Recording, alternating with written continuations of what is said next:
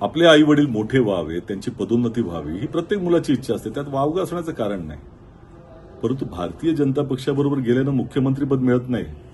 तुम्हाला जर मिळालं असेल तेही काढून घेतलं जातं. हवं असेल तर तुम्ही नितीश कुमारजी किंवा बाजूलाच एकनाथ शिंदे जे आहेत त्यांना विचारून घ्या, ते तुम्हाला पटवून सांगतील. भारतीय जनता पक्षाला देशात एकछत्री अंमल हवा आहे आणि म्हणूनच मुख्यमंत्री जे असतील किंवा संपूर्ण भारतीय जनता पक्षाचे नेते छाती ठोकपणे सांगतायत की 78% भारतावरती त्यांची सत्ता आहे. तुम्हाला मुख्यमंत्री पदाची शक्यता जरी निर्माण करायची असेल तर भारतीय जनता पक्षाच्या विरोधात येऊन उभं राहावं लागेल, तशी हिंमत ठेवावी लागेल. या लोकशाहीसाठी, संविधानाच्या रक्षणासाठी लढावं लागेल, एवढं लक्षात ठेवा.